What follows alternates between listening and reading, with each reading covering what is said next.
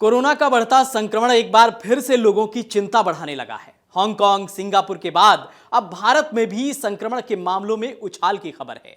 अलग अलग राज्यों से प्राप्त हो रही जानकारियों के मुताबिक यहां कोरोना फिर से एक्टिव हो गया है।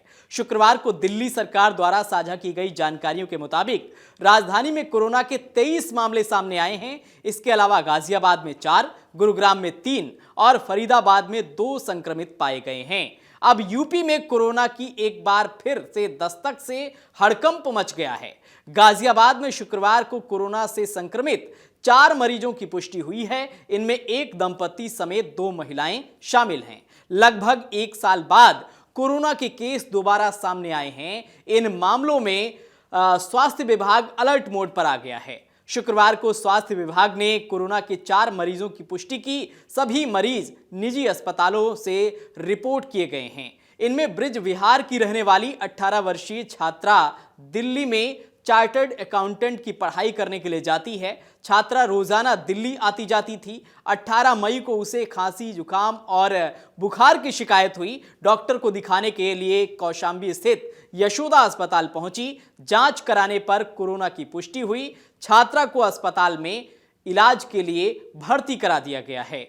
इसके अलावा वसुंधरा निवासी दंपति 13 मई को बेंगलुरु से लौटे थे। डॉक्टर की सलाह पर 71 वर्षीय पति और 64 वर्षीय पत्नी ने लक्षण होने पर जांच कराई तो दोनों की रिपोर्ट पॉजिटिव आई। दोनों मरीजों का घर पर इलाज शुरू कर दिया गया है। इसी तरह वैशाली निवासी 37 वर्षीय महिला को 4-5 दिन से खांसी और जुकाम की शिकायत थी। डॉक्टर की सलाह पर जांच में कोरोना संक्रमित पाया गया है। उन्हें भी होम आइसोलेशन में रखा गया है। मुख्य चिकित्सा अधिकारी डॉक्टर अखिलेश मोहन ने बताया है कि सभी प्राथमिक स्वास्थ्य केंद्रों को अलर्ट पर रखा गया है। जांच की सुविधा बढ़ाई जा रही है और अस्पतालों को फिर से कोविड बेड, दवाइयों और ऑक्सीजन की तैयारियां करने के निर्देश दिए गए हैं।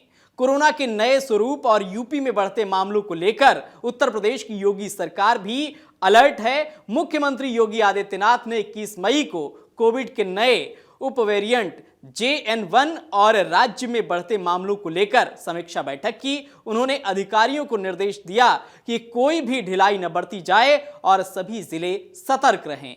यूपी के सीएम योगी आदित्यनाथ ने अस्पतालों को अलर्ट पर रखा है। वहीं अगर राजधानी लखनऊ की बात करें तो लखनऊ में अभी तक कोई मामला सामने नहीं आया है। लखनऊ के लोक बंधु अस्पताल में कोरोना के खतरे को भांपते हुए पहले से ही इंतजाम किए गए हैं, जिसको लेकर मुख्य चिकित्सा अधीक्षक डॉक्टर अजय शंकर त्रिपाठी ने जानकारी दी है। देखिए, ये कोरोना जब से है 2019 से, तो ये अब लगातार रहने वाली चीज हो गई है। कोविड-19 ये अपना म्यूटेशन के जरिए हर तरीके से नए नए वेरिएंट में हमेशा आता रहेगा और धीरे धीरे ये साल दर साल कभी कमजोर होगा, कभी मजबूत होगा। इस तरीके से वेरिएंट इसके आते रहेंगे। अभी जो नया वेरिएंट के बारे में जानकारी मिली है JN.1 के बारे में, तो ये ओमिक्रॉन का ही एक सब वेरिएंट है, जिसकी वजह से देश में भी कई जगहों पे अलग अलग क्षेत्रों में पता चल रहा है कि कोविड से लोग संक्रमित हो रहे हैं। लेकिन ये अभी ऐसी कोई घबराने की जरूरत नहीं है, कोई पैनिक होने की जरूरत नहीं है और निश्चित रूप से इसमें लोगों को सामान्य सर्दी जुकाम और इस तरीके से गला खराश होना, बुखार आना और 5-6 दिन में वो अपने आप ठीक भी हो जा रहे हैं। तो इसलिए इसमें किसी तरीके से घबराने की जरूरत नहीं है, लेकिन सभी को सतर्क रहने की जरूरत है कि भीड़ भाड़ वाली जगहों में जैसे जाएं, जिसको सर्दी जुकाम हो गया है तो ऐसे लोगों को बहुत ही सतर्क रहना चाहिए कि दूसरे को ये फैले ना।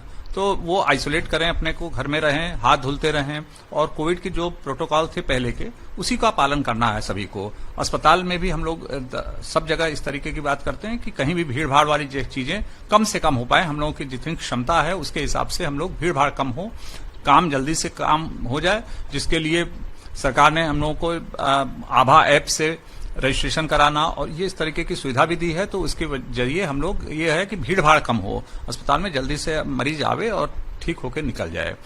इस तरीके से काम कर रहे हैं। पिछली बार देखा गया था कि कोरोना के समय में ऑक्सीजन की बड़ी किल्लत हुई थी, तो उसको लेकर सरकार ने पहले ही तैयारी कर दी थी। हर अस्पतालों में, बड़े अस्पतालों में ऑक्सीजन प्लांट लगाए गए थे। लोक बंधु अस्पताल क्या थे? देखिए, हमारे यहाँ 2 ये 960 और 500 LPM के 2 ऑक्सीजन प्लांट लगे थे, दोनों ही चल रहे हैं और एक हमारे यहाँ लिक्विड ऑक्सीजन के लिए भी तैयारी चल रही है। भविष्य में वो भी ठीक से चलने लगेगा। वो DRDO से हमको मिला था, तो सारी चीजें हो गई। उनको लाइसेंस की जरूरत है या कुछ थोड़ी बहुत फॉर्मेलिटी बाकी है, वो भी चलने लगेगी। और इसके अलावा हमारे पास करीब 250 से 300 जंबो सिलेंडर रखा हुआ है, वो भी हम लोगों ने हमेशा के लिए तैयार रहते हैं, भर के रखा रहेगा। तो ऑक्सीजन पर्याप्त मात्रा में अस्पतालों में है, तो इसलिए इसमें कोई चिंता की जरूरत नहीं है। अगर आप ये वीडियो YouTube पर देख रहे हैं तो हमारे चैनल को सब्सक्राइब करें और बेल आइकन को दबाना ना भूलें। अगर आप Facebook पर ये वीडियो देख रहे हैं तो हमारे पेज को लाइक करें।